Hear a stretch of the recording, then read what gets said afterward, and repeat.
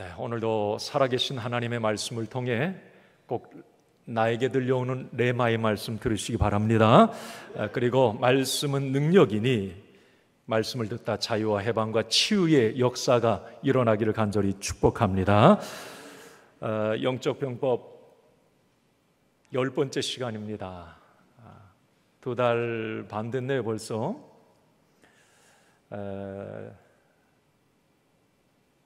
사실 오늘로서 이제 영적 병법은 마쳐야 되는데 8월 2주 동안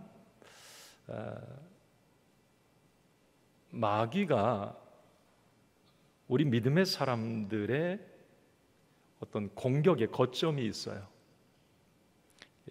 영적 전략적 요충지라고도 할 수 있는, 그게 무너지면 영적 싸움에서 집니다.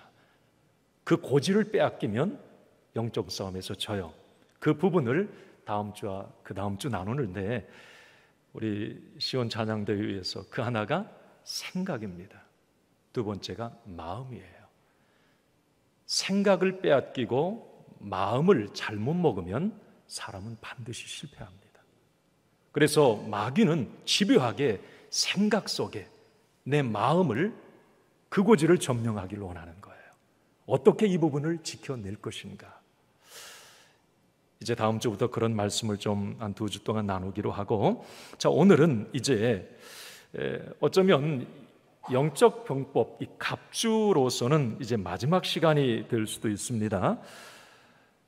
자, 우리는 이제 지난 시간 영적 병법을 통해서 하나하나 이 혼탁한 세상을 하나님의 자녀로 살아갈 때 어떻게 우리가 영적 싸움에서 이길 수 있을까? 하나님이 우리에게 주신 영적 무기는 뭘까? 이 부분 함께 나누었습니다. 제가 로마 병사 생각하면서, 자, 뭔가를 얘기하면 여러분 영적 갑주를 한번 얘기해 보십시오. 제가 막 섞어서 얘기합니다. 방패. 자, 앞에 믿음 이렇게 얘기하면 돼요. 투구. 자, 여러분들은 다 마스크 쓰셔서 말 못하시는 거죠. 자, 검. 성령. 네, 그럴까봐 지난주에 그렇게 얘기했는데, 성령의 검, 뭐 곧 네, 말씀에 하나님의 말씀. 호심경. 의. 누구의 의? 하나님의 의. 율법적 양심적 의 말고 하나님의 의. 그죠? 신발. 예, 평안만 얘기하면 안 돼요. 복음이에요, 복음. 평안의 복음의 신이에요. 허리띠는 뭐예요? 진리. 자, 여기는 그래 충청도 분이 많으신가 봐, 그죠? 가만히 이렇게 이제 살피다가 사실 이렇게 이제 사도 바울이 로마 병사를 보면서 그 싸움의, 전쟁의 이 갑주를 영적 진리에 이렇게 연결시켜서 그게 우리 믿음의 사람들에게 영적 무기가 될 수 있다, 이렇게 이제 계속 말씀을 한 거죠. 자, 오늘은 이제 전신갑주 마지막, 어떻게 보면 가장 귀한 영적 갑주라고도 할 수 있어요. 그런데 사도 바울은 오늘 본문에 보면 이것을 로마 병사의 어떤 갑주와는 연결시키지 않아요. 그런데 많은 신학자들은, 성경학자들은 오늘 이 기도라고 하는 부분을 6가지 영적 갑주를 하나로 엮어주는 가장 중요한, 보이지 않는 비밀 병기가 바로 기도다, 이렇게 정의를 하고 있습니다.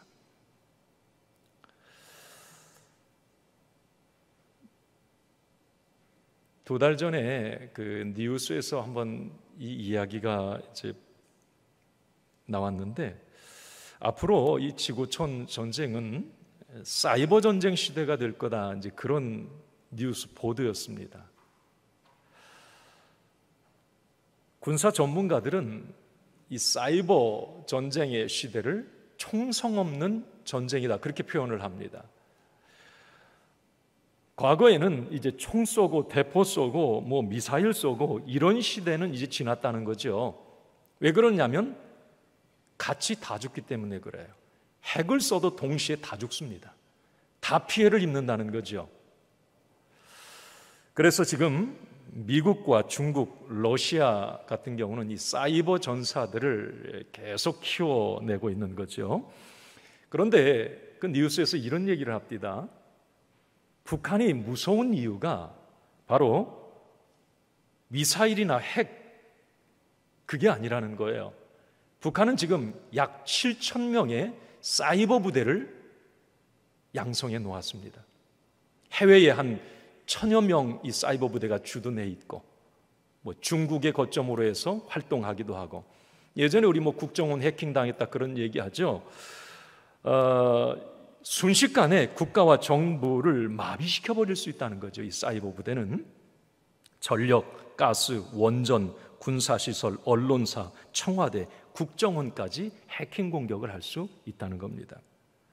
여러분, 쉽게 앉아서 가장 효율적으로 적을 무력화시키고 초토화시킬 수 있는 것이 바로 이 사이버 전쟁이에요. 그래서 앞으로는 보이는 전쟁이 아니라 보이지 않는 이 전쟁의 주도권을 누가 잡느냐가 관건인 거예요.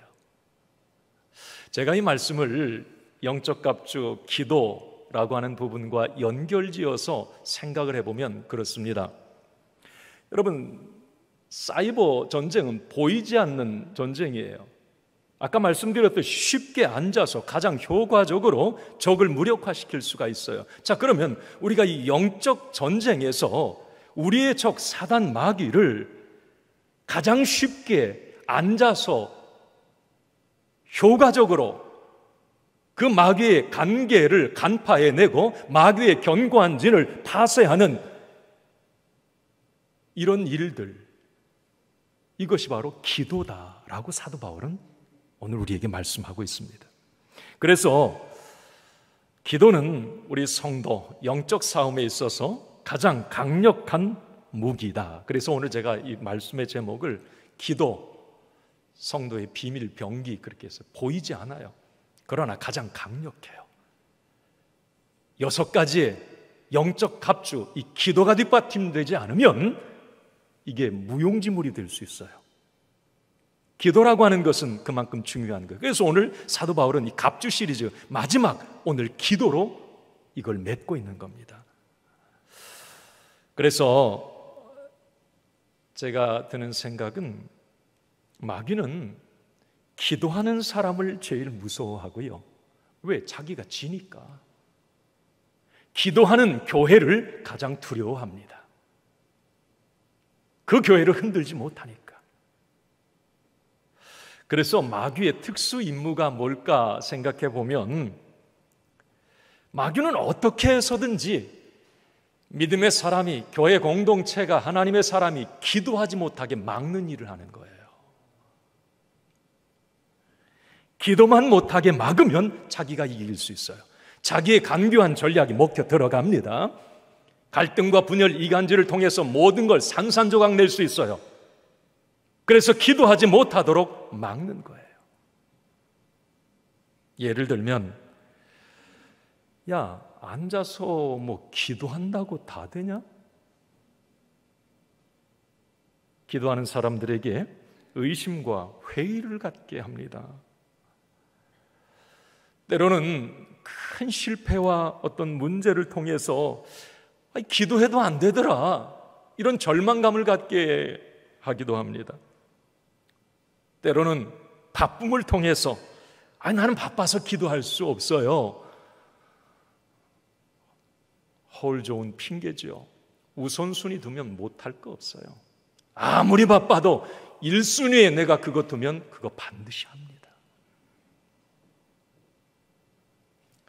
형통과 순탄을 통해 기도의 필요성을 느끼지 못하게도 합니다. 이게 이제 이 마귀는 기도의 능력을 이렇게 잘 알기 때문에 어쨌든 성도가 기도하지 못하도록 이 기도의 끈을 놓도록 집요하게 회방을 하는 거예요. 여러분, 이 시간 이 자리에서 예배드리는 여러분, 오늘 또 영상을 통해 예배드리는 여러분, 기도의 끈을 절대 놓지 마시기 바랍니다.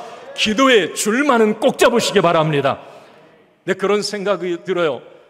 두 손으로 기도줄 잡고 있다가 만약에 힘들어서 너무 바빠서 무슨 일 때문에 한 손 떨어져, 그래도 이 한 손만은 대롱대롱 기도의 줄 붙잡아야 돼요. 아무리 바빠도, 아무리 어려워도 힘들어도, 코로나로 힘들어도, 뭐 코로나로 힘들어요? 교회 못 가게 합니까? 누가 지금 교회 간다고 벌금 내려요? 누가 지금 기도한다고 기도 못하게 막습니까? 아니잖아요. 그런 것들이 핑계가 되지 않아야 됩니다. 자, 기도 끊놓지 않는 것. 오늘 사도 바울은 혼탁한 이 시대를 살아가는 하나님의 사람들이 이 시대의 마귀의 유혹과 죄의 유혹을 이겨내기 위해서 이 기도라고 하는 영적 비밀 병기, 이 기도 끈 놓치면 영적 싸움 해보나 마나라는 거예요. 자, 그러면 여러분, 왜 영적 싸움에서 이 기도가 성도의 비밀병기가 될 수 있을까? 첫 번째는 그겁니다. 한번 따라 합시다. 기도는 영적 싸움의 승부처다. 자, 기도는 뭐라고요? 영적 싸움의 승부처다. 이거 마음의 신비에 딱 지금 새기세요. 자, 기도는 뭐라고요? 자, 이 말을 좀 쉽게 표현하면 기도는 영적 전쟁, 영적 싸움의 승패를 판가름한다는 거예요. 기도의 자리에서 모든 것이 승부가 난다, 이 말입니다. 좀 쉬운 예를 한번 들어볼게요. 여러분, 출애굽기 17장 말씀에 보면 극적인 한 사건을 소개합니다. 자, 이스라엘 백성들이 이제 이 이집트 애굽이라고 하는 곳에서 400년, 430년이라고도 하기도 하고 오랫동안 뭐 처음에는 종이 아니었어요. 그냥 같은 이 백성으로 살다가 나중에는 이제 그 이스라엘 민족을 핍박하는 이제 바로 왕 파라오의 어떤 이 등장을 통해서 이제 종으로 전락하는 거예요. 자, 하나님께서는 모세를 해방자로 이집트에 파견하십니다. 자, 이스라엘 백성들 430년 만에 이제 자유를 얻었어요. 그리고 기적처럼 홍해를 건넙니다. 자, 그런데 홍해 건넌 다음에 바로 르비딤 광야에서 복병을 만납니다. 첫 번째 전투였어요, 그게. 르비딤 광야에는, 그 사막에는 이미 거기에 오래전에 토착민으로 살았던 아말렉 족속들이 거기 있었습니다. 이 아말렉 족속들은 이스라엘 백성들이 자기 지역을 통과해 가는 것을 아주 싫어했어요. 니들 여기 통과해서 가면 반드시 죽인다. 이 이스라엘 백성들은 그곳을 통과해야 돼요. 자, 이스라엘 백성들은 사실 애굽에서 나올 때 10가지 재앙 통해서 신발도 제대로 신고 허겁지겁 그냥 막 도망쳐 나왔어요. 이스라엘 백성들에게 군사가 있었을까? 무슨 무기가 있었을까? 싸울 수 있는 전략과 전술이 있었을까? 전혀 없어요. 자, 그런 상황에 아말렉과 이제 전쟁이 일어난 거예요. 백전백패하는 거예요. 이스라엘 백성들은. 아말렉 사람들은 무기가 있었고 다 갖추고 있었어요. 이스라엘 백성들이 이길 확률은 1%도 안 되는 거예요. 자, 그런데 골짜기에서, 르비딤 골짜기에서 싸움이 일어났어요. 자, 그런데 희한한 것은, 아니 어떤 때는 이스라엘 백성들이 치고 막 밀고 들어갈 수 있는 그런 일들이 일어나는 거예요. 또 어느 순간에는 아말렉 사람들에게 막 밀리는 거예요. 밀고 당기고 밀고 당기고 여호수아를 대장으로 앞서서 이제 막 그 전쟁을 치르게 됩니다. 싸움이 일어나요. 자, 그런데 희한한 일 하나를 이스라엘 백성들 발견하죠. 여러분 잘 아시는 것처럼 가만히 보니까 산 꼭대기에서 지도자 모세가 기도를 하고 있어요. 자, 그런데 모세의 손이 기도하려고 이렇게 두 손이 올라가면 이스라엘 백성들이 밀고 들어가는 거예요. 이기는 거예요. 그런데 여러분 계속 손 들고 있을 수 없잖아요. 모세의 손이 피곤하여 내려왔더라. 내려오면 밀리는 거예요, 이스라엘 백성들이. 이거 뭐 그냥 우연이겠지. 또 모세가 손을 들고 기도해. 또 이겨요. 손 내려와요. 또 밀려요. 야, 이거 안 되겠다. 모세 옆에 아론과 훌이라고 하는 사람이 그때 퍼뜩 깨달은 거예요. 이건 영적 싸움이다. 아론과 훌이 왼쪽 오른쪽에서 모세의 두 손을 쫙 받쳐요. 못 내려오게 딱 붙들어 버리는 거예요. 결국은 이스라엘 백성들이 아말렉 족속을 이긴 줄로 믿습니다. 여러분,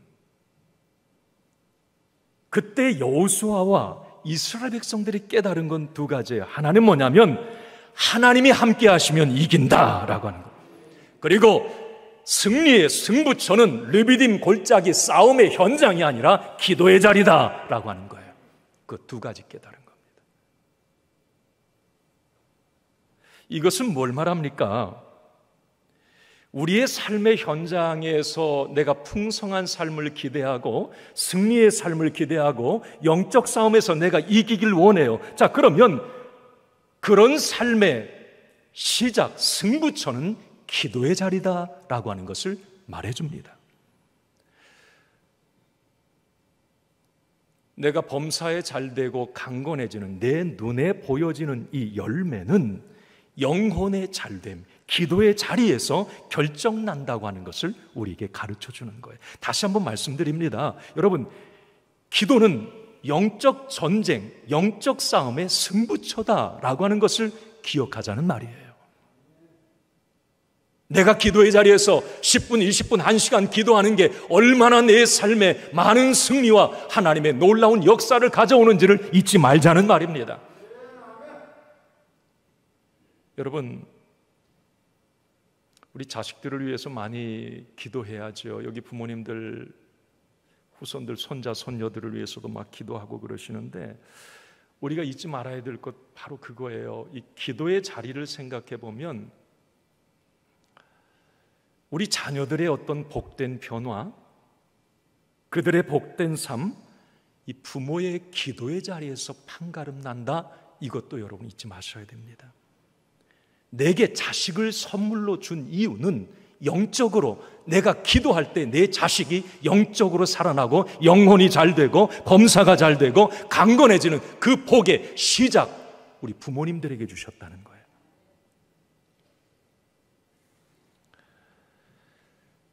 어거스틴 같은 경우는 여러분 방탕의 대명사입니다.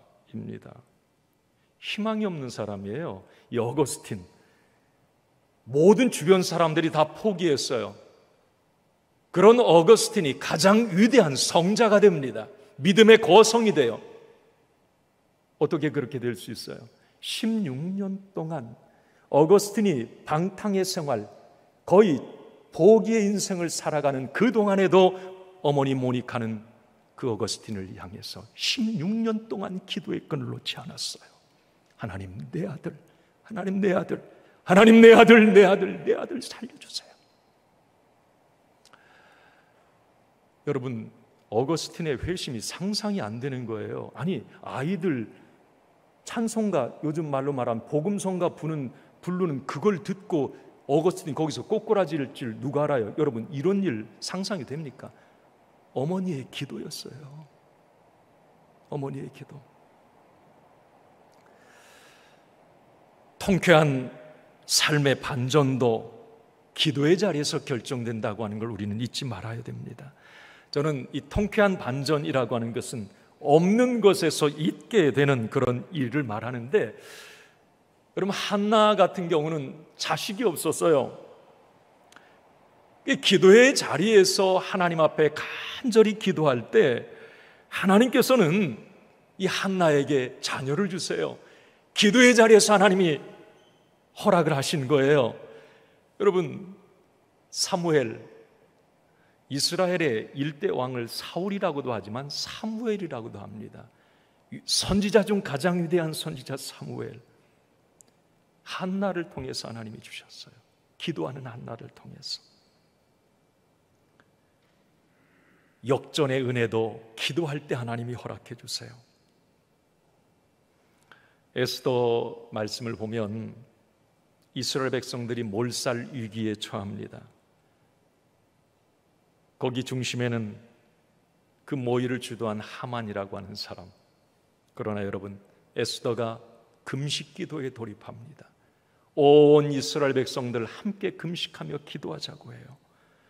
기도할 때 하나님이 일하셨어요. 상황이 역전이 됩니다.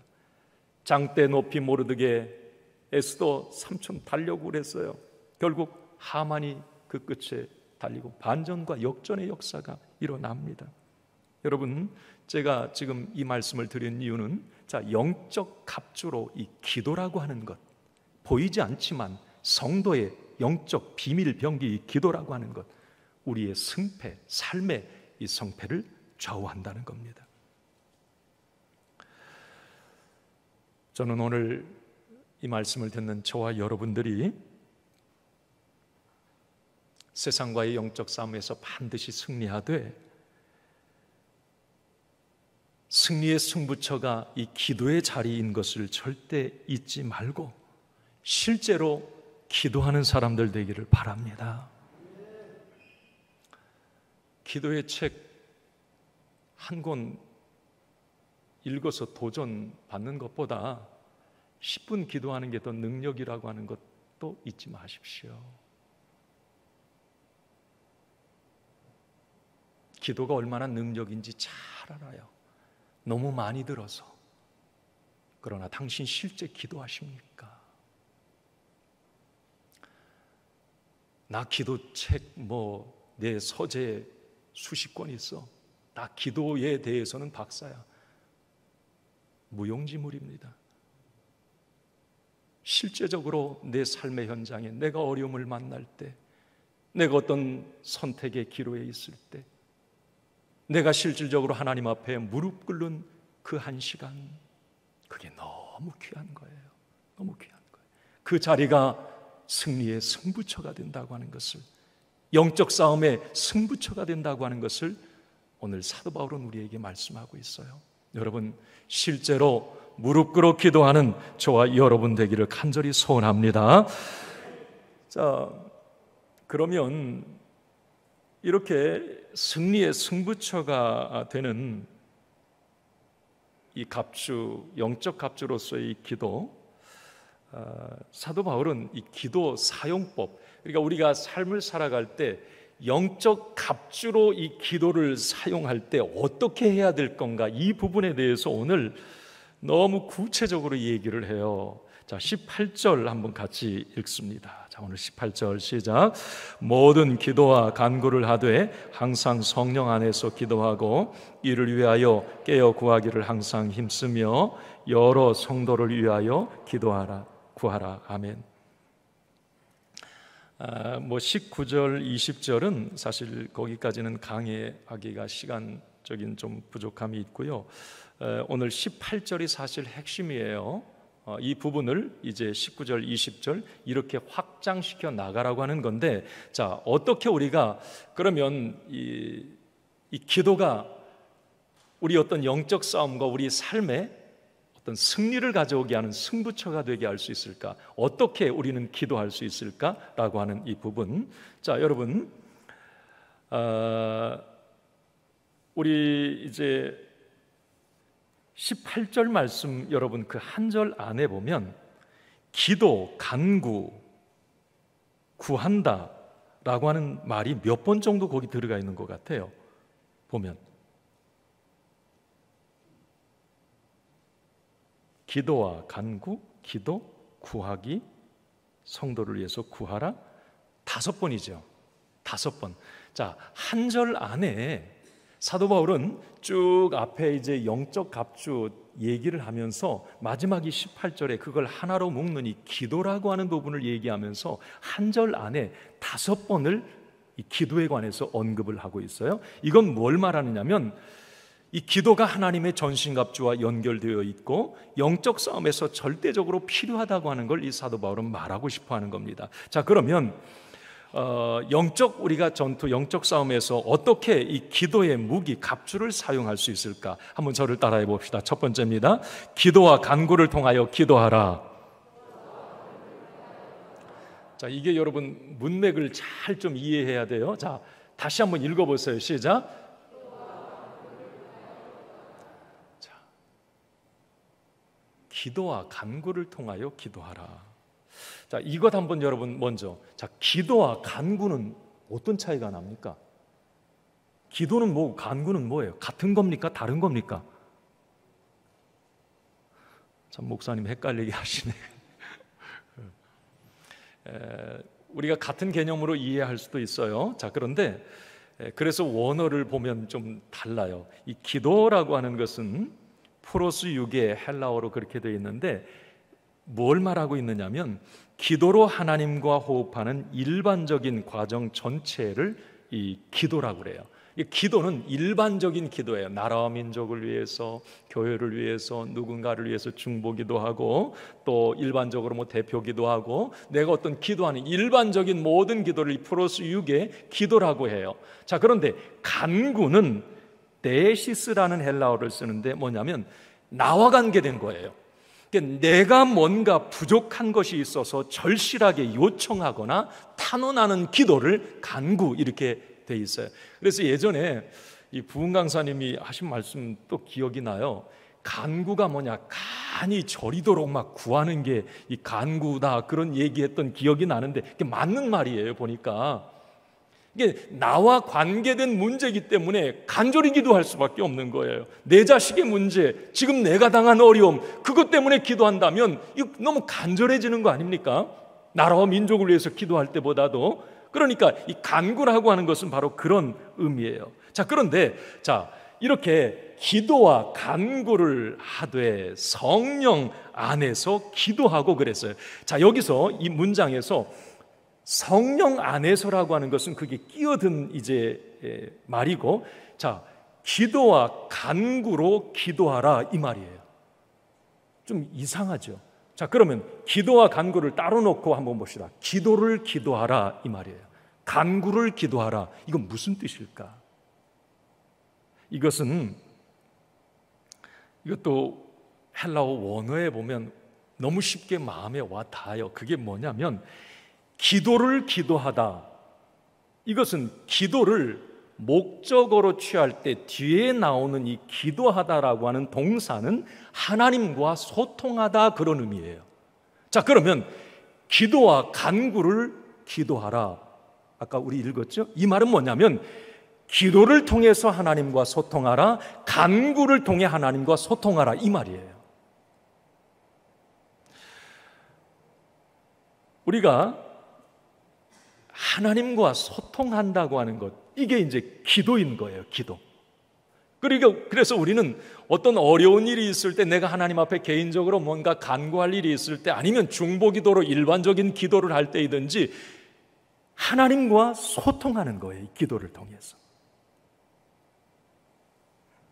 자, 기도는 하나님과 소통하는 거다. 자, 뒤에 제가 조금 설명을 부연하겠습니다. 자, 그리고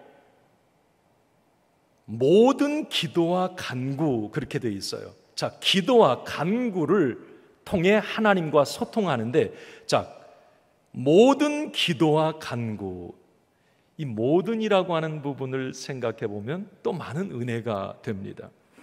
여기서 모든 기도와 간구라고 하는 것은 어떤 문제, 어떤 기도 제목으로든지 하나님 앞에 기도할 수 있다 이 말이에요. 이게 우리의 삶의 모든 문제를 하나님께 아뢰일 수 있다, 간구할 수 있다. 모든 문제, 이런 것까지도 기도해야 되나? 할 수 있다는 거죠. 사소한 것, 부끄러운 것, 어떤 문제도 나의 기도 제목이 될 수 있는 거예요. 왜? 나는 하나님의 자녀이기 때문에 그렇습니다. 하나님은 나의 아버지가 되시기 때문에 그래요. 예를 들면 자식은 부모한테 어떤 굵직한 뭐 큰 문제만 얘기하는 게 아니에요. 시시콜콜 내 자식은 그 엄마에게 뭐 아빠에게 얘기할 수 있잖아요.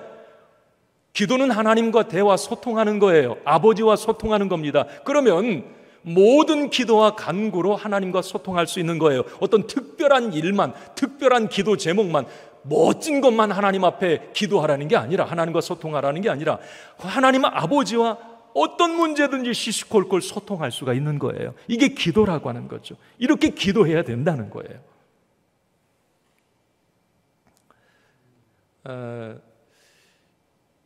김하중 여러분 장로님 그 하나님의 대사 그 책 한때 베스트셀러였잖아요. 1, 2, 3 이렇게 나왔어요. 전 통일부 장관 지내고 주중대사 지낸 분인데 그분이 그 책에 보면 그 얘기를 해요. 기도 응답 받은 얘기를 하면서 시시콜콜 기도론 그 얘기하잖아요. 예, 시시콜콜 자기는 하나님 앞에 하나님 이 사람 만나야 돼요? 하나님 이거 먹어야 돼요? 하나님 여기 가야 돼요? 이게 시시콜콜 하나님 앞에 기도한다는 거예요. 옆에서 보면 뭐 저런 것까지도 하나님 앞에 기도해? 라고 할 정도로. 자, 여러분 오늘 사도 바울은 혼탁한 이 시대를 뭔가 선택하고 결정이 많고 유혹 많은 이 시대를 살아갈 때 우리 믿음의 사람들이 모든 기도와 간구, 어떤 상황, 어떤 문제든지 시시콜콜 하나님 앞에 기도로 물을 수 있어야 된다는 겁니다. 하나님과 소통할 수 있어야 된다는 거죠. 그럴 때 마귀의 관계에 넘어가지 않는 것입니다. 그리고 오늘 18절 말씀에 보면 또 이런 부분 하나 있어요. 자, 항상 성령 안에서 기도하고 항상 깨어 구하기를 항상 힘쓰며. 한번 따라합시다. 항상 기도하라. 뭐 이 이야기는 많이 들으셨죠. 뭐 데살로니가전서 5장 17절 쉬지 말고 기도하라. 항상 하고 같은 말이에요. 이 말을 여러분 이제 묵상을 하면서 영적 무기로서의 기도는 이 항상과 꼭 연결돼야 되는구나 생각을 했어요. 마귀의 공격은 언제 어떻게 어떤 상황에 어떤 모습으로 치고 들어올지 모르는 거예요. 그렇기 때문에 기도가 영적 갑주가 되기 위해서는 항상 기도하는 것, 이게 참 중요하구나라고 하는 걸 깨닫게 됩니다. 그런데 우리가 이 항상이라는 말을 제가 영어 성경 NIV 성경에 보니까 occasion 이렇게 돼 있어요. 이게 무슨 뜻이냐면 모든 경우에 어떤 상황에도 이 뜻이에요. 그러니까 여기서 영적 갑주로서의 너희가 기도를 한다면 자, 항상 기도해야 되는데 이 항상이라는 말은 매일이라고 하는 의미를 넘어서는 거예요. 어떤 경우에도 기도의 줄을 놓치지 말라. 기도의 맥, 기도의 흐름이 끊이지 않도록 하라, 이 말입니다. 그러니까 내가 매일 기도 못해요. 그러나 그 사람이 알아요. 내가 지금 기도줄이 놓친 건지 기도의 맥이 차단된 건지 자기 자신을 더 잘 알아요. 매일 기도할 수 없어요. 매일 못하더라도 항상이라고 하는 여기 말은 바로 그런 어떤 경우 어떤 상황에도. 자, 여러분 답답하다, 영적으로 뭔가 하나님 관계가 냉랭하다, 느낌이 없다, 코로나 때문인가? 아니에요. 기도줄을 뭔가 놓쳤다고 하는 의미 사인일 수 있습니다. 본인이 그건 잘 알아요. 빨리 돌이켜야 되죠. 안 그러면 영적 질식사를 당할 수 있습니다. 결국 어떤 상황, 모든 경우에 허점이 드러나요. 마귀의 공격에 쓰러지고 영적 다이, 영적으로 죽고 마는 거예요. 아니 교회에 육체적으로는 멋있게 교회에 나와서 이렇게 신앙생활 해요 하는데 영적으로 내가 답답하고 뭔가 냉랭하고 아무런 느낌도 없고 이 기도줄이, 이 기도의 맥이 차단된 거예요. 그걸 빨리 회복시켜요. 오늘 사도 바울이 자, 그런 모습으로 네가 세상 산다? 또 영적 싸움에서 패배한다는 거예요. 항상 깨어 구하라. 항상 성령 안에서 기도하라. 그래야 내 영혼이 살아있다. 그래야 마귀의 관계를 파악해낼 수 있다. 사도 바울은 우리에게 오늘 권면하는 거예요. 여러분, 그래서 우리는 오늘 이 말씀을 통해서 그렇게 결단해야 합니다. 아무리 바빠도 아무리 힘들어도 이 기도줄만은 놓치지 말아야 된다. 매일 기도하지 못해도 기도의 맥, 기도의 흐름만은 절대 놓쳐서는 안 된다라고 하는 것. 그래야 우리가 영적 싸움에서 이길 수 있다라고 하는 사실입니다. 오늘 예배에 나오신 여러분, 여러분들 자신이 여러분들을 잘 알아요. 내가 영적으로 가장 잘 나를 진단할 수 있어요. 여러분, 기도의 맥이 끊어지지 않도록, 기도의 줄이 절대 놓치지 않도록 어떤 상황, 어떤 경우에라도, 어떤 모습으로라도 꼭 기도할 수 있기를 주님의 이름으로 간절히 축원합니다. 마지막으로 오늘 이 말씀에 18절 말씀에 보면 한번 따라 합시다. 성령 안에서 기도하라.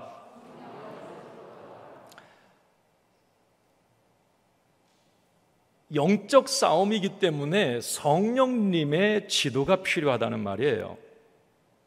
영적 싸움이 아니면 성령 안에서 기도 안 해도 돼요. 그러나 특별히 오늘 이 사도 바울은 성령 안에서 기도할 때 그 기도가 영적 무기가 될 수 있다는 걸 말합니다. 성령 안에서 성령님의 도우심으로 성령님을 의지해서 기도하라는 말이에요. 그럴 때 우리는 마귀의 간교한 전략, 음모, 정체를 정확하게 파악해낼 수 있고 실제 기도가 영적 무기가 될 수 있다는 말입니다.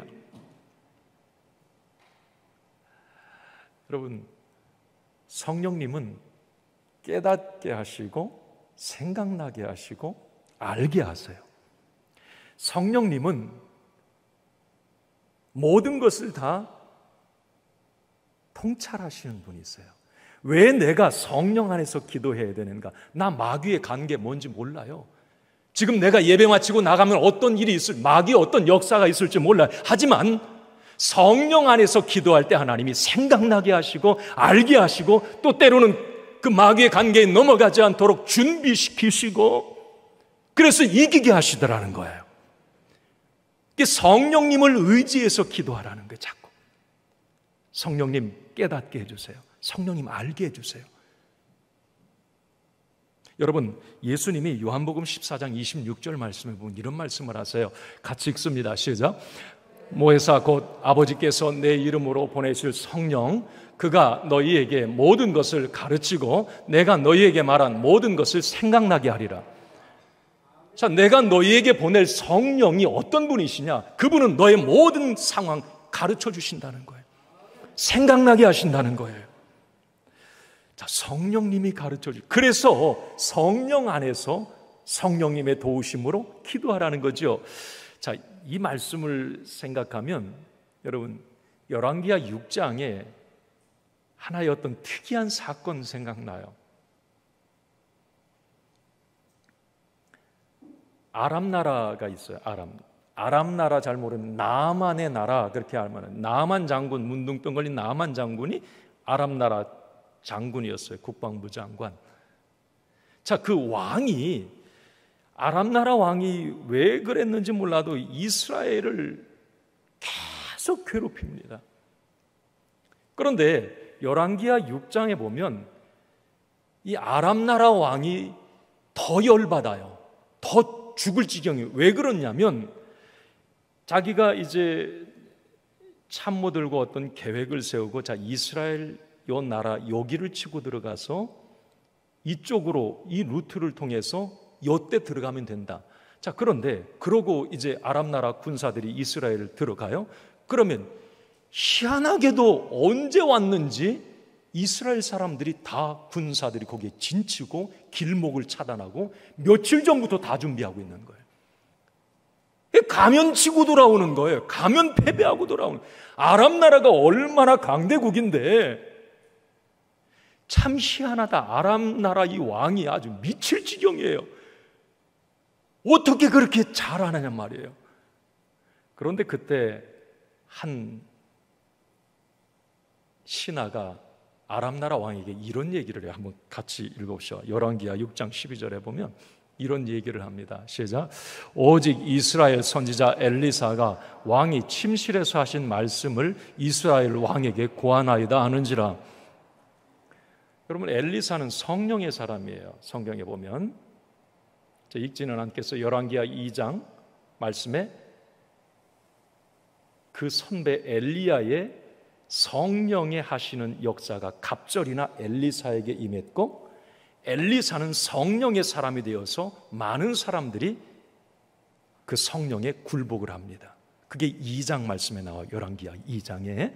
자, 어쨌든 엘리사는 성령의 사람, 기도의 사람이었어요. 엘리사가 기도하면 아람 나라 왕이 언제 쳐들어올지, 어떤 전략과 전술을 세웠는지 앉아서 모든 것을 다 아는 거예요. 그리고 자기 나라 이스라엘 왕에게, 왕이시여, 저 아람 나라 언제 어느 때에 몇 명이 쳐들어옵니다. 거기 진치고 가 계세요. 그렇게 하는 거예요. 여러분, 엘리사는 성령 안에서 기도하는 사람이었어요. 성령님께서 아까 말씀하신 것처럼 요한복음 14장 말씀처럼 기도할 때, 성령 안에서 기도할 때 깨닫게 하시고 가르쳐 주시고 알게 하셨던 거예요. 우리가 성령 안에서 기도해야 될 이유가 여기에 있습니다. 자, 사도 바울도, 오늘 에베소서를 기록한 사도 바울도 고린도전서 2장 10절 말씀에 보면 이렇게 말씀을 합니다. 시작. 오직 하나님이 성령으로 이것을 우리에게 보이셨으니 성령은 모든 것 곧 하나님의 깊은 것까지도 통달하시느니라. 성령님은 모르시는 게 없대요. 여기 통달하신다, 공동번역에 보면 통찰하신다, 새 번역에 보니까 살피신다, 현대인의 성경에 보니까 알아내신다. 그래서 성령님은 이미 모든 것을 다 알아내신, 알고 계신 분이시다는 거예요. 그래서 우리가 세상을 살아갈 때 어떤 분별력과 판단력이 요구되고, 유혹에서 이게 마귀의 관계인지 아니면 하나님의 어떤 역사인지 축복인지 이걸 분별하기 위해서는 우리가 성령 안에서 기도할 때 하나님이 가르쳐 주시고 하나님이 분별력을 주시고 하나님이 깨닫게 하신다는 거예요. 그래서 성령 안에서 기도하는 사람은 넘어지지 않는 거예요. 그래서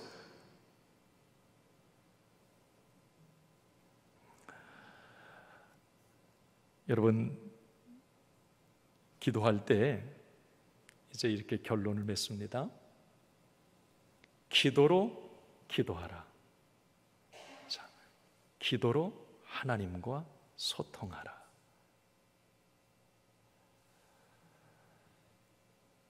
소통은 일방적인 기도가 아니에요. 내가 하고 싶은 말만 막 하고 끝. 그게 아니에요. 하나님과 기도로 하나님과 소통하라. 기도로 기도하라. 자, 우리는 기도의 자리에서 꼭 이걸 여러분 하셔야 돼요. 한번 저를 따라 해주세요. 성령님 가르쳐 주세요. 성령님 깨닫게 해주세요. 다시 한번, 성령님 어떻게 해야 됩니까? 여러분, 기도할 때 일방적으로 나의 이야기만 선포하지 말고, 그럴 때 우리가 잘못되는 거예요.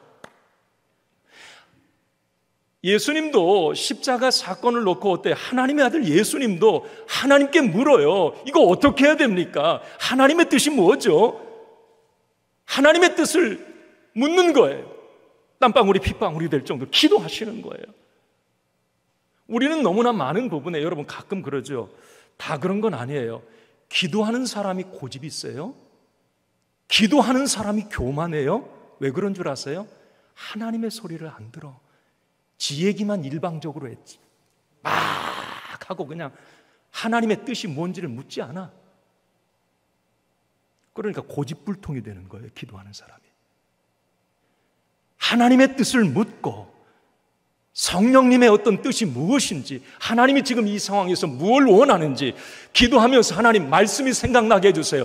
하나님의 말씀에 그런 부분이 어디에 어떻게 적용이 되는지 기도하면서 성령 안에서 기도해야 우리가 그렇게 깨닫게 되는 거예요. 하나님과 소통하는, 기도로 기도하게 되는 거예요. 이런 부분을 많이 우리가 놓치고 기도를 하는 거예요.